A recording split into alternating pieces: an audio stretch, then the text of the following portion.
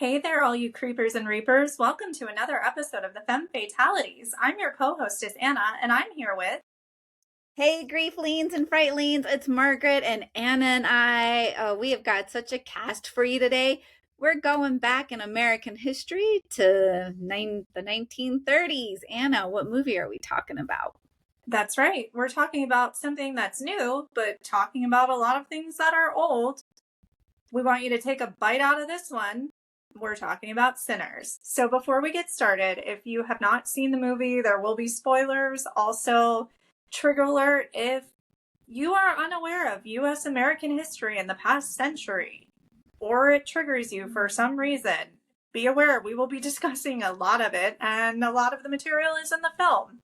Also, vampires, voodoo, blood, uh, gender differences, racial tensions, behaviors reflective of Deep South mentality and stereotypes during the 1930s, mention of organized crime, historical data in reference to what we can assume would be a World War I era.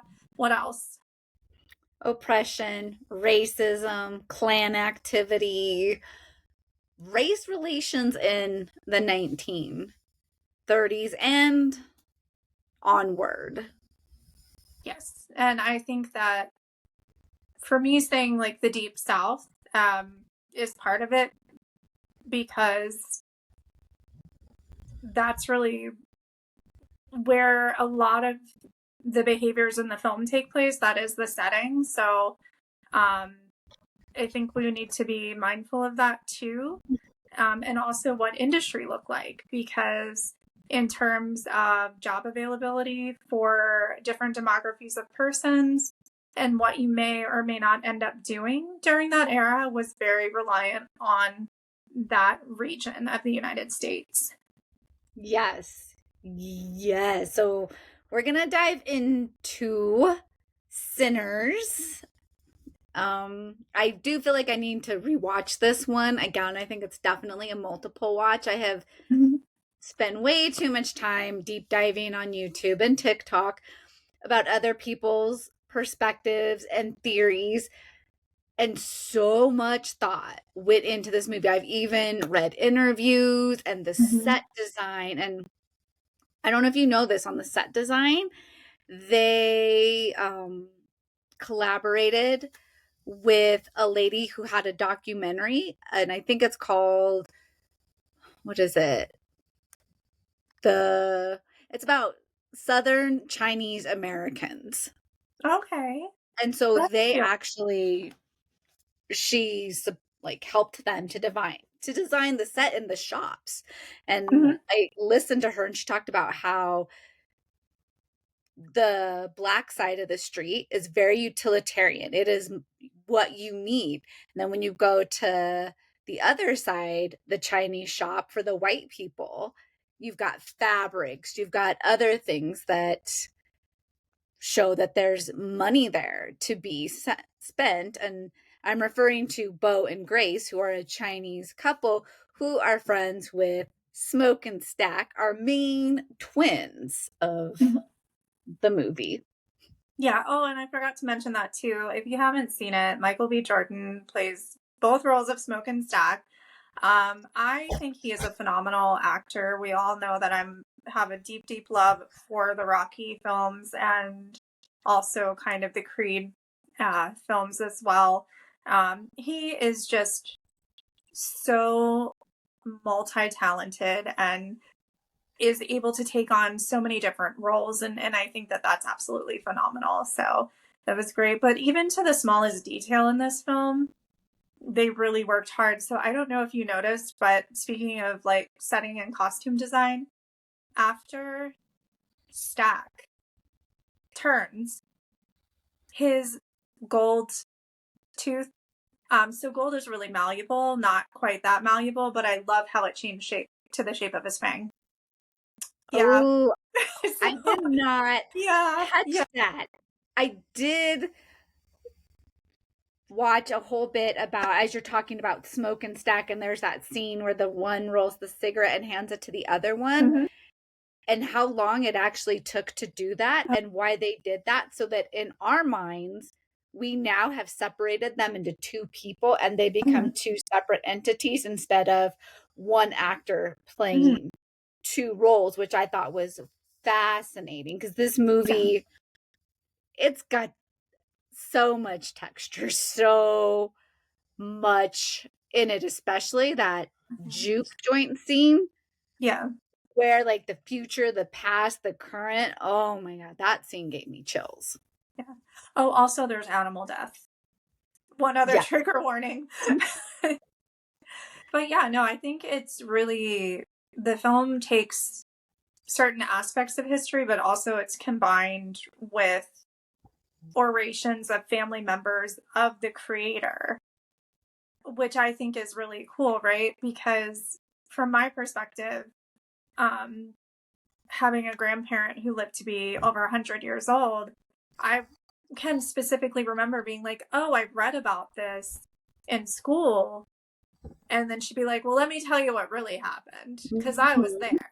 And so I really enjoyed that because I could almost kind of see in my mind or get a sense or feel of that being the case too with the creator, like having these family members that lived through these times and actually saw the events occurring in lifetime versus us now in 2025 reading about something. There's a world of difference.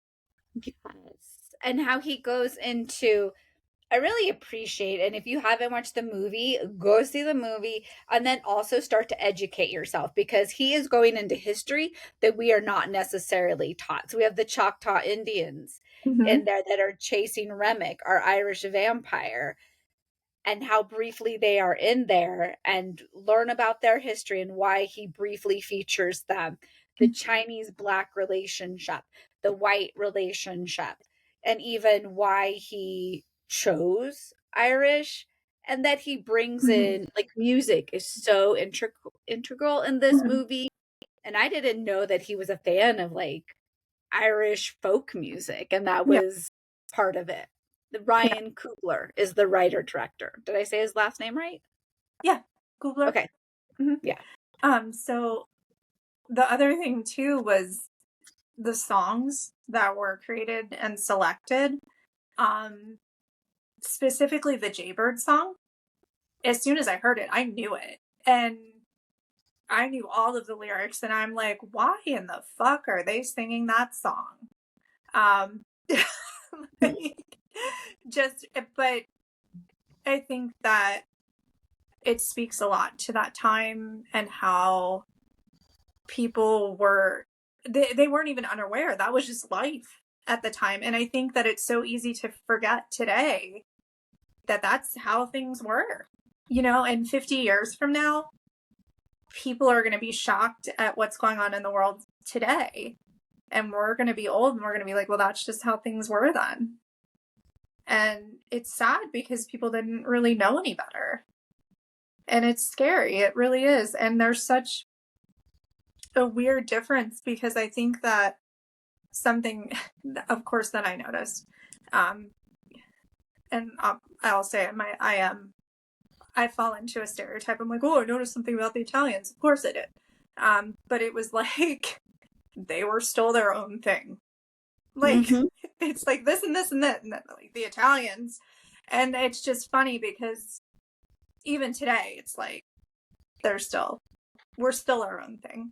Um, I guess. But not so much. Would you agree? Like, not so much as, like, as we're looking at US history, that Yeah. part of the white supremacy culture is that people lose their heritage. So, Mm-hmm. as Anna's touching on, when our ancestors came here, they were like, we are Irish American or Mm-hmm. Italian American. Mine were like, we are Irish American, we are Scottish American. And there was that distinction Yeah. that we were American and this was our Mm-hmm. homeland.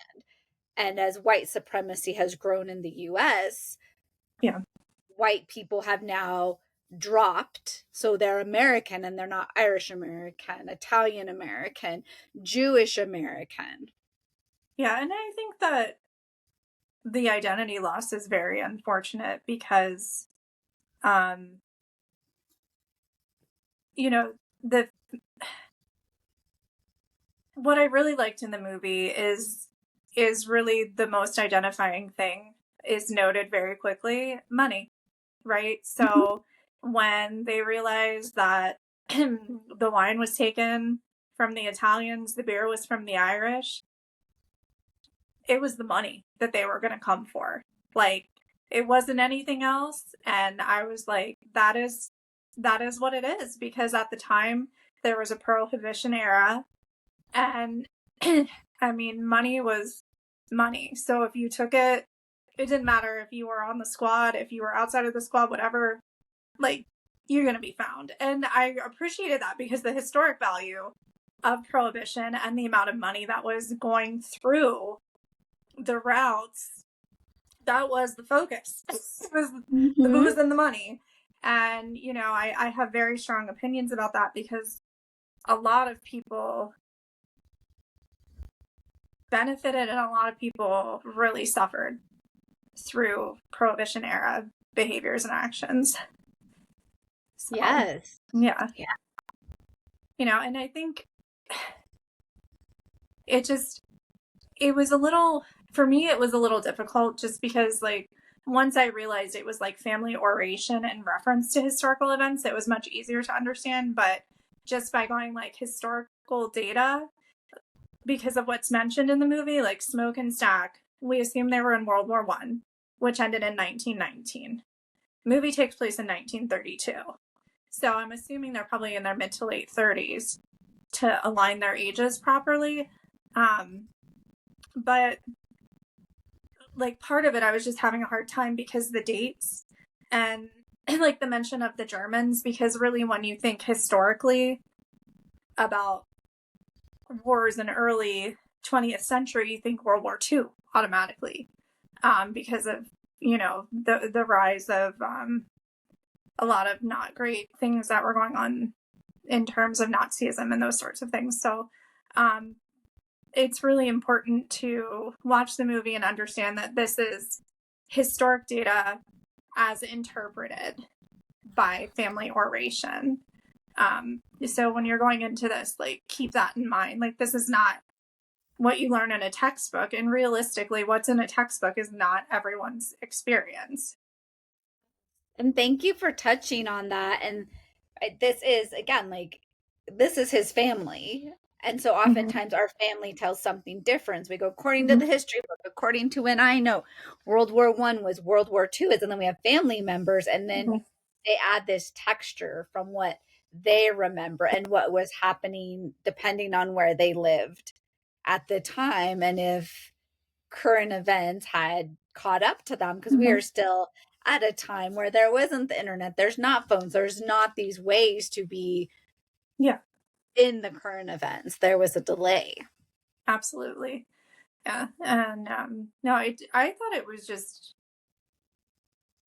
it was very well done, in terms of, you kind of knew from the get that our little Irish friend was not really the antagonist. Um, but I do tend to question, like, he has this idyllic way of thinking, or vampire hypnotizing people. But it's kind of like, okay, we're all going to commune and live together and get bit, but we're going to run out of food. And then what? Yes. Well, I feel like he touched on, so Remick, the Mm-hmm. vampire, and let me know if you agree or disagree, touched on two different aspects, right? That one, like, let's live together. And I took that as Mm-hmm. like that cultural appropriation. He's like, I like stories. I want to collect Mm-hmm. stories. So I took that as appropriation. And then I feel like he also touched on historically what often happens in the homogeny of culture, because I don't remember who he told it. He said they came and took my father's land. Like, my dad's land was taken too. And I was like, oh, this is talking about how cultures get blended. And he's like, I know what you're going through. I'm just further down the road. I've been sucked into the system already. Mm-hmm. Right. And I think that really speaks a lot to generational grief, in the sense of just the alluding to, I know what you're going through when um, culturally and ethnically and even religiously, many groups and subgroups have experiences that are unique to those that are within those groups. And I think that other groups sometimes have the tendency to be like, oh, you know, your car broke down? Well, I drove a car and a bird crapped on it once. It's kind of the same. I know what you're dealing with. Or, you know what I mean? It's, Mm-hmm. you might have had an experience that's in the same wheelhouse or maybe outside of that wheelhouse, but it's not uniquely relative to someone else's experience. And I think that happens a lot in grief and loss too, that, you know, we lose someone and we're told, oh, I know exactly how you feel. No, you don't. That's, you may have had an experience and you're projecting that onto my perceived experience, but that does not mean you have a fundamental understanding of the experience. And as you touch on grief, the historical and generational grief also. So we have the Choctaw Mm-hmm. that experienced genocide. So there's Yeah. a whole culture that is grieving Mm-hmm. hugely. Then we have Black Americans who are grieving. They have been taken from their homeland. They now Mm-hmm. have no homeland and it's being taken and they're being hunted now by vampires and by racist people. And then you have the Chinese Americans that again don't have a homeland. The Irish American Remick, who has Mm-hmm. lost his homeland, he's being assimilated into the dominant culture. So he has a little bit more of a landing place. And look at like historically, I hope Mm-hmm. that when people watch this, they get curious about their Yes. ancestor story, and they start to process that grief. And Mm-hmm. I think a lot of people today are grieving. There are a lot of Italian Americans, Jewish Americans, Irish Americans, you name it, who don't know their homeland, and that's no longer their homeland, and now it's Mm-hmm. gatekept. Like if I go to Ireland and I say I'm Irish, they're gonna be like, no, you're not, you're American. Yeah. So then it's okay, then how do I honor my Irish American heritage that is Irish Mm-hmm. American and reroot here? Because I feel like a lot of Americans are unrooted because they're disconnected from their homeland. That's no longer their Mm-hmm. homeland, and they're in a homeland that doesn't allow them to root, because the purpose of this homeland is homogeny. As long as Mm-hmm. we have our white supremacy culture, I don't think people will be able to root, because then they're losing that medicine. Like we look at the root worker, right? Annie, right? Is her name? Yeah, Annie. Yeah. Yeah. Like right there, connection to her roots, connection to her Mm-hmm. culture, to her homeland. Yeah, absolutely. Remick Well, folk music, right there, connection. yeah, absolutely. Well, and I think with Annie too, you know, there's such kind of this social stigma to like voodoo and hoodoo and those things, and it's like the roots are very strongly connected to Christianity and also traditional cultural practices. Like this is not a bad thing. This is a great way to honor your ancestors, and it's something that is a familial heritage that is passed down from generation to generation. And I think that the movie really did her character justice, because she was like the one that was tasked with educating everyone, like, okay, this is not a haint or a haunt, depending where you're from in the US. Um, these are vampires, and this is what we need to do. And I'm like, yes, go Annie, because she knew what she was talking about and she knew what was going on. And that made me really happy, because a lot of the time when we get into persons who are not quote unquote mainstream religious practitioners, you know, um, they're not given any favors in film. So I was very pleased to see that. Yeah. I thought that I was thought awesome. she was great.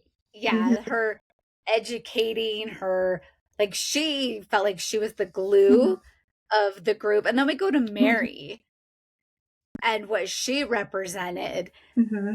that she was, because at the time, and again, this is part of American history that often Yeah. gets swept under the rug. It was one drop. If your lineage was traced back and you had one drop of Black blood, then you were considered part of the Black population. And so then we can see how Mary is treated. She's white passing.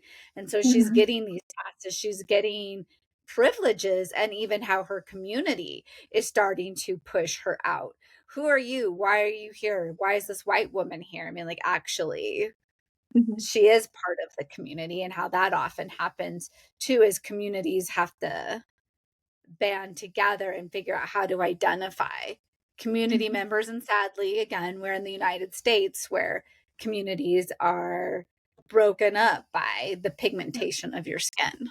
we are, and it's very sad to think that this film takes place almost 100 years ago, and in many different groups of demographies to this day, how melanated you are indicates stereotypes within your own group, and it makes it very difficult. It's very unfortunate, and it does not it doesn't happen solely within one group. I mean, we can look at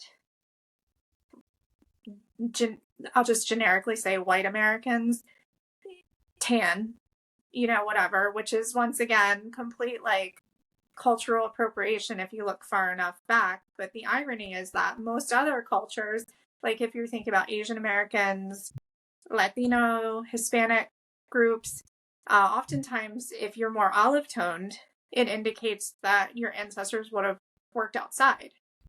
So just kind of the opposite diaspora in that. And then also it kind of makes you think of, if we look at Mary, she's multiracial, right? And what that meant then, what does that mean today? And, how are people, you know, seeing themselves and seeing others? Mm-hmm. Yes. Yeah. But, I do have to say, to me, there was a lighter side of the movie. I thought that it spoke to some very, very deep, intense, serious subjects, but I love that the movie was still wrapped up in a nice bow, at least from my perspective. Um, Mm-hmm. because at the end of the day, nothing's really left unturned. Like, we know that Smoke and Annie are in the afterlife with their baby. We know that Stack and Mary are undead and they get to be together forever. And then we know that Smoke and Stack's little cousin has lived a full human life, Mm-hmm. um, and is, nearing the end, um, but has a lot of tales to tell and continues to tell them through his art and his music. So I really did enjoy that, we know, because like the vampires are eradicated. The at least those that were plotting to perform extremely negative, racist, disgusting behaviors and perpetrate are dead in that community. Mm-hmm. So we know that they have been eliminated, at least there. But there's no question. I mean, the only question that I actually had is like, what are Stack and Mary eating?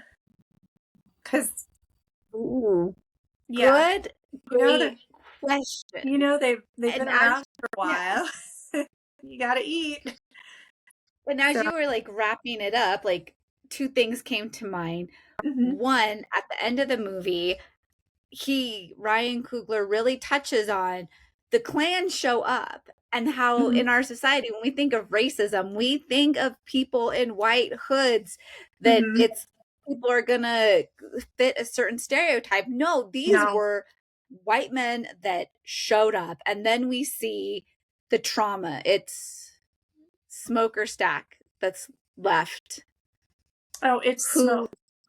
Smoke, right? He's Mhm, shaking. And so that subtle, so you need to see this movie, because I mhm, give Brian Coogler credit. He has all these subtle ways that are indicating to you without telling you what's going on. So we see his trauma, like as he's sitting there getting ready to fight them, like he's shaking, and it's like, mhm, whoa, so now you're touching on war trauma, or maybe mhm, trauma from working with the Italian mob or the Irish beer makers. We don't Mhm. know.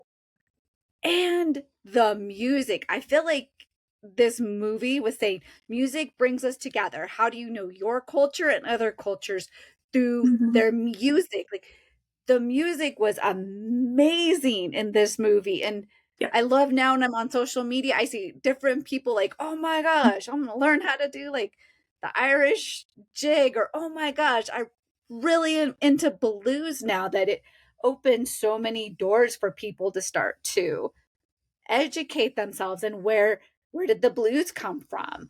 Like where did these Irish ballads come from? Because music back then was telling a story of loss, of woe, of Mhm. it still does, but I really appreciate the historical content in the music of this Yeah, film. absolutely. And it's just, it really, I think that those of us that did have grandparents or great grandparents around when we were kids to kind of hear what life was like during those times, and to be alive now, um, and just to see how things have changed, how things need to continue to change, and what our hopes are for the future. Um, I hope that in some way, if you see this film, that invigorates you to want to try and build a better world than the one that we're living in right now. Yes, agreed. Yes. Absolutely. So, who do you most relate to in this movie? That is a really good question. I actually, I, this is probably going to surprise you. I would say Grace, because I want to try and have something for everyone and make everybody happy. And I think that even though the products were very different, the ability to cater to everyone in town was really important to her and to Bo. I mean, obviously from like a business perspective, but also getting to know everyone and what they needed and what they wanted, and to make it affordable and make it available is super important, and to be oriented. And I got the feeling that like their customers weren't just people that came into the store. They were actually people that Grace and Bill built relationships with. And I think that sometimes today that's really missing a lot. Like, someone that you go into the store and they take your money and you go, like, you can ask somebody how their day is. You can get to know someone. And I just feel like if there's one positive takeaway, I think, from Grace particularly, is the importance of trying to build relationships with people and how beneficial that can be, and how much of a better person that can make you. And I just thought that was great. I mean, I do have to say though, I would have just like left his ass outside and been like, that's fine, you got it, bye. But Mhm. that's just me. Yeah. That's just me. What about you? Who do you most relate to? So this might sound weird, and not all aspects of this character. I related with Remick. Like I'm a counselor, so I hear people's life stories all the time. I love hearing people's life stories. So I feel like when he's like, "Come on, like share this with me. I want this." I'm also, I guess, in a way like him, where I'm like, "Come on, like let me in. Like I'm a therapist. Like let me in. Like I can help you here." And also I related to his disenfranchisement, that he, right, is Irish American and he is on his way to assimilation. And as Mm-hmm. somebody that is actively working on knowing my roots, knowing my ancestry, and learning where I was disconnected Mm-hmm. from that. So I am part Irish, and because of how the Irish were discriminated against, I'm reading How the Irish Became White. That's part of my heritage that was not taught to me, and I've shared this with Anna. before, when we were kids and we got in trouble, my dad would say, "That's your bad Irish blood." So already, like, this disrespect. Hmm. And I didn't even know my mom's dad was Irish until later on. I was like, whoa, there's this whole, and see, like, so listeners, viewers, get curious about your history, the history of your land, the history of the Hmm. people you love, other people. Like, it's so fascinating when you look at, like, where we come from and where other people come from. And yeah.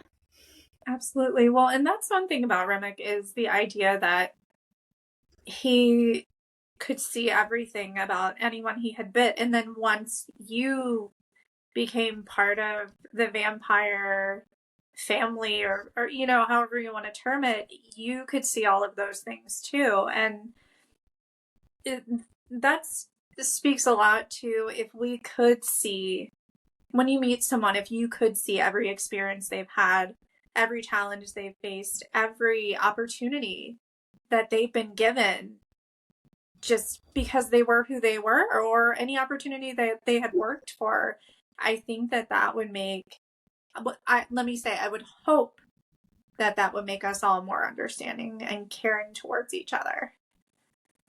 So do you feel like Ryan Coogler has invented this new vampire and trying to say, if we could not take life, but take others, like you're saying, like life Mm-hmm. experiences, then Remick could have his perfect little world where he's like, come, like Mm-hmm. almost felt very hippie-ish, like, hey, come join our, we all love each other because we Mm-hmm. all know each other's experiences. Yeah. And even the clans people that he bit, is like after he bit them, they were like, was their hate gone? Because I felt like they're like, yeah, like, come join our family, Mm-hmm. come be with us. Where before they were gonna Yeah. probably burn down the juke joint. Mm-hmm. Well, and I do think that the vampires, maybe it's a combination of these new abilities to see, maybe it's a drink in the Kool-Aid type of thing, in terms of like Jonestown, that type of stuff, the Mm. enigmatic leader who you just start buying into what they're selling and follow them. And Remick was the George Jones of the vampires. I, my question is food, because no one dies by a bite. They all reanimate as vampires, from what I recall in the film. If everybody's a vampire, we get into some daybreaker situations at some point, because you have to That's eat. yeah. So I want to learn more about these vampires. Anyone listening, if you have information, if you have any articles, please share, because at some point we all know that the undead need to sustain themselves, right? Um, Vampires need blood. Also, this is way beyond the beginning of the podcast. There is one other trigger. There was a super gross me out part in the movie. I have a thing about moko, which is mucus, the spit. Ugh, sorry. I Mm-hmm. that was I could have lived without that. Mm-hmm. Yeah. And Yeah. for those of you who have not seen it, if you have an aversion to Moko, there is a scene that involves a very heavy exchange of saliva, and that's putting it lightly. Um, Yes. just grosses me out. Yeah. Everybody has a weird thing, and that's Mhm. just yucky to Yes. me. So, although I will say, part of me, and if vampires are involved, I'm going to mention werewolves.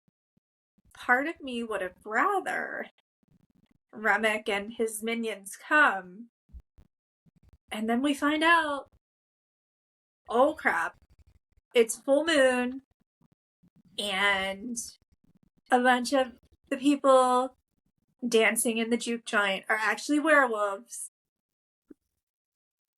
But that's just my perspective, because that always makes Mm-hmm. me happy to see. But Yes. yeah. I think that, they could have used their wear power to fight some other injustices too. But I do think overall it was a really good movie. I think that also talking about the puritanical mentality of that time, like, if you go looking for sin or trouble, you're going to find it. And those sorts of things, just the religiosity of how, the Lord will save you and those sorts of things. And as Margaret mentioned, I mean, back then you had radio, you didn't have TV, you didn't have internet. Um, there wasn't a lot of things to entertain people in the way that media has taken over today. So, your Mm-hmm. your church was part of how you communed with other members of your community, and how you spent time. And they would have socials and entertainment, and of course the preaching and all of the different things that align with church services. And it was not just a religious event, it was also a very social event. Yes. Yeah. More social probably then than now with Yeah, everything with yeah, technology. Yeah. yeah, I would say so. But I think, once again, for me, I just think that topically it's a great movie. It's wrapped up in a really nice bow. Um, if you go into it and you just want entertainment, try and appreciate it for the face value. If you want a little bit more, there are so many more things that you'll be able to spot and experience in the movie as well. Yes. Go see this movie. Go see it. It's yeah. Yes. So I think it's great. On a scale of 1 to 10, I do say I gave it like an 8.5, which is really high for me. Um, what about you, Margaret? I I I didn't want to rate it because I feel like it's so deep and layered and touching on so Mhm. many sensitive topics that I felt like rating it would do an injustice to the topics that were brought up. And that's my Mhm. own thing. Yeah. I'm on Letterboxd. I rate movies all the time, except Yeah. for when I'm like, I feel like this is touching on something that feels sensitive, Mhm. in my opinion, because Yeah. other things people might be like, ah, you rated Pet Cemetery this and that's sensitive. When Mhm. I felt like it just touched on a lot of cultural and historical things that I'm not fully educated on. Mhm. So I didn't want to rate it Yeah. because I don't know all the nuances that he put into the film. Yeah. For me, it's more of the horror perspective, is why I gave it an eight and Mm-hmm. a half, because I want to know how these vampires are sustaining themselves. I want to know how Stack and Mary are still existing and if they have their own legion. Like, there are certain questions that just weren't answered that, as a horror nerd, I feel like to me are imperative to know. Because, Yes. like, we know that, I guess, Remick is kind of like the head vampire, and also, when he dies, why doesn't everybody else change back? So, like, a lot of the vampire lore that we're used to was not there. So for me, it's from the horror perspective. It's definitely not from the historical value perspective. Like, when I rate it, I'm talking about the topical items, which is more of what you typically see in a vampire movie and what you're thirsting to, no pun intended, you're thirsting to learn more about, right? So that was kind of my only hesitation, was, okay, cool, this is different, a different type of vampire, but why? And how did this happen? And what are they eating? And what's going on here? So, um, but I think that in that, the movie did its job, because I want to know more. Like, obviously, I think Mm-hmm. this is a one and done. I don't think it's going to be the first in a series. I don't know that there would be a sequel or anything, but it. I would be interested to learn more about these vampires. Yes. And as you touched on that, I remembered so on the Spotify for the soundtrack, there is an article that a ship comes ashore from Ireland and everybody's dead on it but one survivor. So I guess we can guess that Remick ate all those people. So maybe Oh, you get to have choice like other vampires. Like I'm either going to turn you or I'm going to eat you. I because that makes me think don't it's the know. plague immediately. I'm like, Yeah. oh, it's probably the plague. Vampires are tied to the plague. Yeah. So Yeah. maybe they all died of this. See, we don't know. We want to know though. We We want don't to know. know. Please, someone tell us. But no, I mean, we've done a few episodes talking about awards and how horror movies are treated unfairly. I will be very unhappy if Michael B. Jordan does not get nominated for at least a BAFTA. I'm thinking a Golden Globe and an Oscar. I mean, there has to be those nominations because I think he did a phenomenal job. I really do. Yes. Yes, yes, yes. And I really think the film itself could be nominated for an Oscar for Best Film. I mean, we're recording it's May right now. So we're only about halfway through 2025, but I think that the movie deserves at least an Oscar nod. I think it actually deserves way more than that. Especially if, we've seen The Pianist, we've seen The Brutalist. They've won several different awards. So here we are again, a film that, yes, it has a lot of horror elements. That's why it's awesome. In addition to the historic elements, it's got a little bit of something for everyone, right? So I think that, yeah, I definitely think that there need to be some nominations. Yes. So go see this movie if you haven't seen it. Let us know, what did you think? What was your favorite part? Yes, and if you have any insight into the vampire lore aspect, please let us know. Please let us know if this film also inspired you to learn more about your history, the history of where you live, and kind of what your thoughts were when you saw this. And I would encourage you, if you have elders in your family who are still around and still have, great recollection skills, be thankful that you have this resource and make sure you talk to them about their experiences when they were young and what they saw growing up. And In your let that, community, go to your retirement home or center and start talking to people and hear their stories and where they lived and what they lived through and their family's history.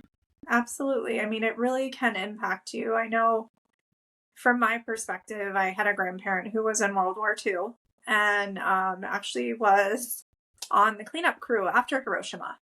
And way different stories than what you read in history class. And really encouraged me to try to be aware of how I see myself and others in the world. Every day is a work in progress.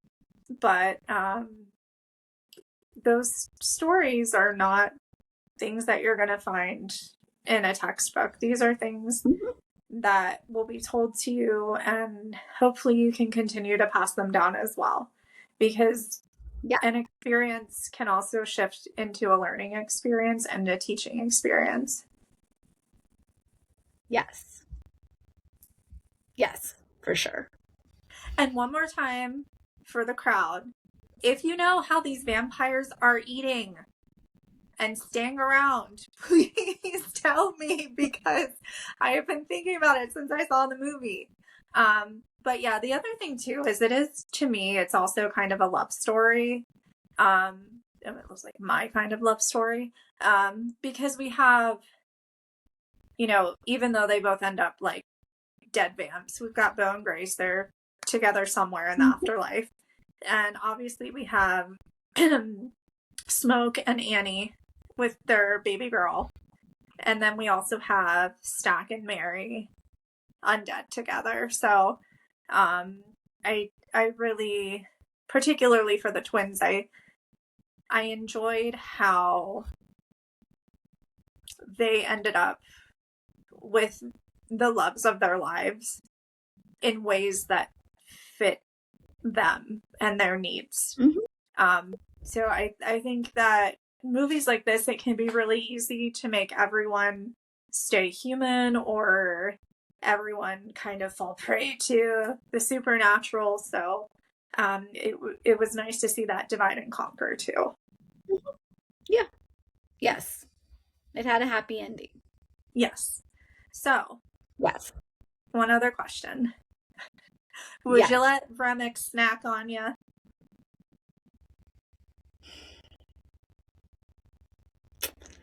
I don't know. Part of me would like to, well, I guess so, because I said that I most relate to Remick. So, yes, I would continue on and be a vampire. And how about you? It would be steak through the heart. Sorry, but I just don't No. think. I he's not my type of supernatural there. I think for me, I'm a planner too. So like knowing that I would have to eat once again, knowing that I would have to eat and not where my food was coming from would bother me.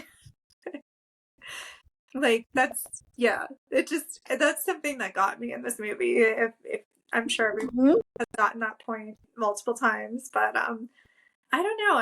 I don't. For me, I didn't really see the usual like vampire charm, I guess. But once again, a lot of and it's ironic, right? Because this whole film is about cultural appropriation and stereotypes and racial relations, and here I am talking about my stereotypes when it comes to the supernatural. So there's such an irony in that. Mm-hmm. Yes. Mm-hmm. Yeah. Yeah. Ooh. Look at you being like, nope. Right. But yes, to Because of their your credit, own stereotypes, your it own is. Yeah, we do. And prejudice, your own biases when it comes to vampire movies. And there are mhm, like hardcore people that a vampire is a vampire.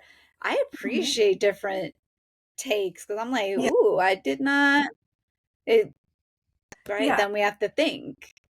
absolutely. Right. And that's the thing is like I enjoy this because it has me thinking. I'm like, well, what about this? Mhm. What about that? And I actually prefer that to just being given the same stuff on a platter. So Mhm. yes, Yes. if I had a hat, I would take it off and say hats off. Once again, I think Yes. it's a great, great film. If you haven't seen it, Yes. make sure you do. It's Go see it. awesome. Hmm. And hey, Yes. if you are thinking about vampire films that have affected you or left their mark, no pun intended again, um, let us know. Like, we did like a little vampire series. Are there any films that we have not included that you would like for us to talk about? Mhm. Do you want us to Yes. dive into True Blood? Like, what works for you? Please let us know. Mhm. Let us know. Yes. Like, subscribe, follow. Yes, and make sure you drink your Bruja Brew, eat your coffin cookies, and until next time, close your coffin lid and make sure you howl at the moon. Bye. Bye.